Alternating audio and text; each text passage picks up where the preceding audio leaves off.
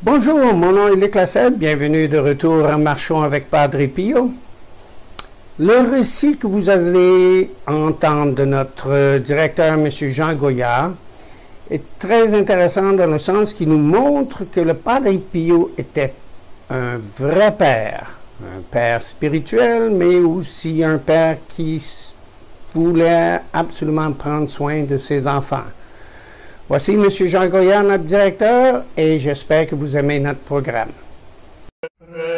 Chers amis, fidèles du Padre Pio, bonjour, mon nom est Jean Goyard et vous assistez au programme Marchons avec Padre Pio.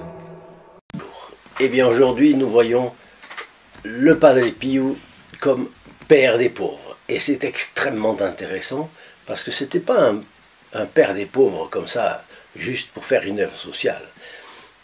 Tout était tourné vers le but de leur âme, le bien de leur âme. Alors je vous recommande de donner votre like et de partager cette vidéo si elle vous plaît. Ne pas oublier non plus d'actionner la clochette parce que vous savez que cela vous fait bénéficier d'une messe du vendredi à midi. Padre Pio était donc un véritable père pour les pauvres. Et nous avons trouvé cette anecdote dans un livre, Le Padre Pio, un saint parmi nous, de Renzo Allegri, que je vous cite de temps en temps. En raison de son veuvage, Donna Carmela, mère de Cléonis Morcaldi, qui a été une fille spirituelle du Padre Pio, a dû très jeune assumer de grandes responsabilités et faire de nombreux sacrifices. Sa fille, Cléonis Morcaldi, écrit cela: à la maison, il y a une misère terrible. Elle l'a écrit dans son journal. Nous avons vécu dans un grenier sans lumière ni table et nous mangeons du riz sans assaisonnement. Un jour, vraiment désemparée par sa vie difficile et inquiète pour l'avenir de ses 5 enfants, Carmela se rend au couvent des Capucins à la recherche d'un peu de réconfort de la part de ce religieux dont tout le monde parle, n'est-ce pas? Le couloir du premier étage du couvent est bondé de monde. Aucun espoir de se frayer un chemin. Padre Pio est là, au milieu de plein de gens. Et il écoute leurs problèmes, leurs sollicitations, leurs demandes de prière. En la voyant de loin, Padre Pio demande et qu'on laisse donc passer cette femme, qu'on laisse passer cette pauvre femme. D'ailleurs, il dira même mieux. Humble et confuse, Carmela est incapable de comprendre comment il peut se faire que ce prêtre l'ait remarqué. Alors elle s'approche lentement. Et quand elle est près du Padre Pio lui demande de le suivre dans une salle contiguë qui était entre l'endroit où ils étaient et la sacristie. Et il lui demande de s'asseoir. Et il lui dit: eh bien, Carmela, qu'avez-vous à me dire? Entendant l'appeler par son nom, la femme est de nouveau déstabilisée parce qu'elle n'a jamais rencontré ce prêtre. Il ne la connaît pas, elle ne le connaît pas. Elle lui ouvre son cœur tout de suite et lui confie son amertume, ses douleurs, ses préoccupations. Elle lui raconte l'incertitude dans laquelle elle se trouve, pour ses enfants bien sûr, mais la misère dans laquelle elle est obligée de les élever. Surtout c'est ça qui la touche. Après l'avoir laissé parler, Padre Pio lui dit, vous allez voir, la réponse du Padre Pio, très jolie.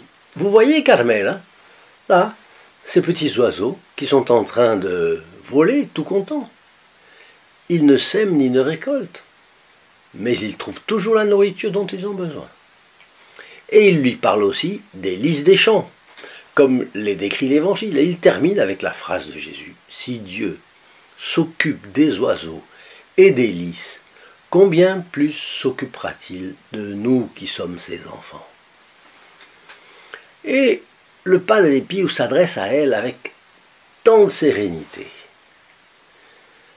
tant de conviction, que il sait que le bon Dieu est bon, il sait que tout le monde a des difficultés. Mais ces mots transmettent l'espérance au cœur de Carmela, et mieux, la meilleure partie de l'espérance, qui est la confiance. Vous savez que l'espérance est une vertu théologale, c'est-à-dire qu'elle nous vient de la foi, elle nous vient de Dieu, théo, Dieu, elle nous vient de Dieu. Elle ne vient pas de l'homme, elle ne vient pas de l'effort, de l'ascèse, non, elle vient directement de Dieu. La foi, l'espérance et la charité sont ainsi. Et donc là, il est le vecteur de la grâce pour Carmel. Et alors il conclut, soyez sûr qu'avant de mourir, vous verrez tous vos enfants réussir dans la vie. Ce jour-là, Carmel rentre chez elle, transformée, bien entendu. Un rayon de lumière puissant est entré dans les ombres de sa difficile existence. Alors elle reprend courage.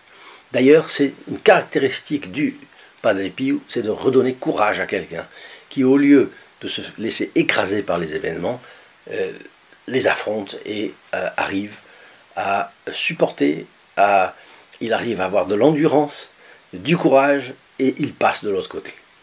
Et alors elle se met à travailler, dure comme une bête de somme. Et ses privations continuent, mais elle a trouvé une raison à ses souffrances. Elle a trouvé une confiance plus grande que ses soucis. Et elle supporte désormais tout avec vigueur. Et ça, encore une fois, c'est une grâce bien typique du Padre Pio.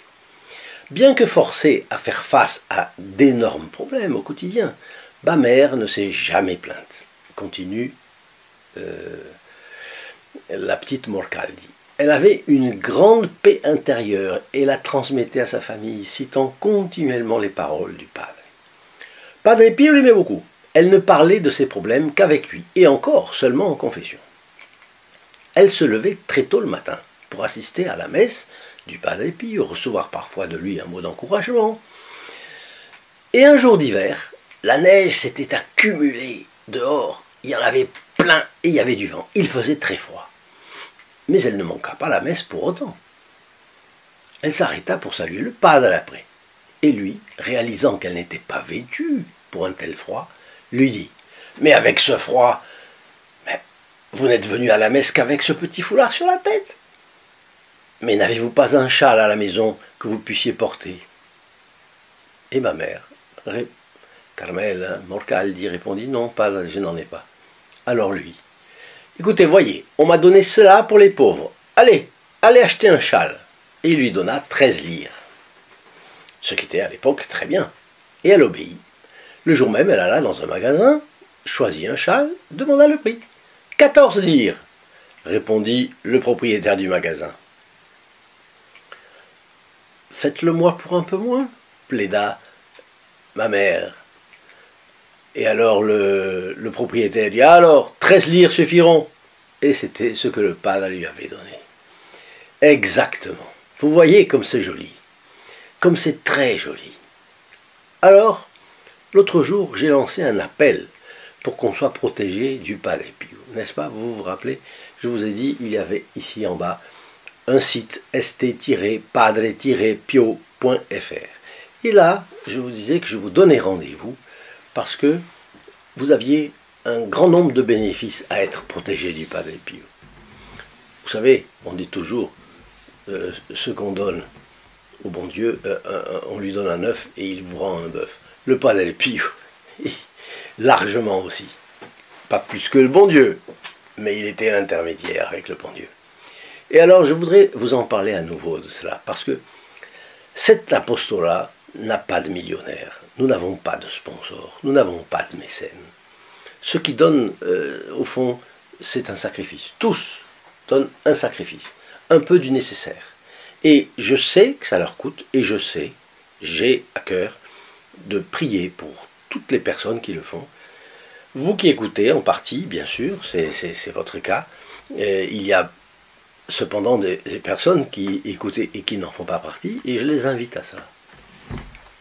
Parce qu'il y a tellement de projets aujourd'hui qui corrompent les jeunes.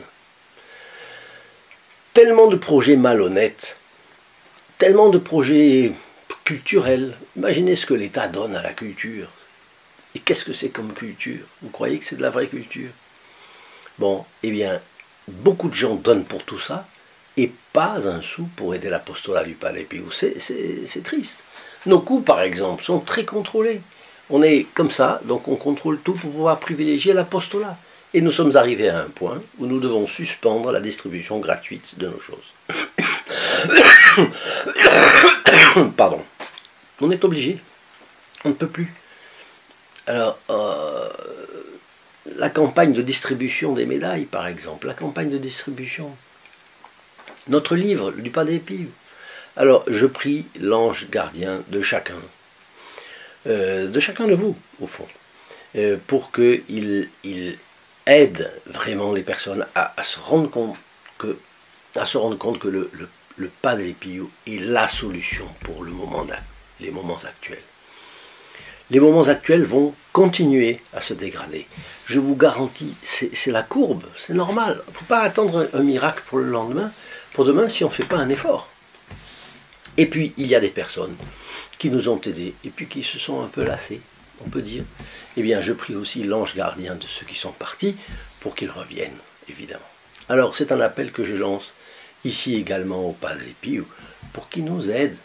Parce qu'au fond, c'est pour lui que nous demandons tout ça. C'est pour lui que nous allons dans les foyers. C'est pour lui que nous essayons de mettre en place ce dévotionnaire qui... Je connais quelqu'un qui est en train de faire la correction de ce dévotionnaire. Donc il devrait bientôt sortir, mais il faut encore avoir l'aide financière nécessaire. Vous comprenez que ce n'est pas du baratin. Malheureusement, c'est comme ça. Alors, ce que je vous souhaite, eh bien, c'est la bénédiction du Padre Pio, et je vous dis à demain. Au revoir. In nome del Padre, del Figliolo e dello Spirito Santo, e così sia. Sia lodato Gesù e Maria, oggi e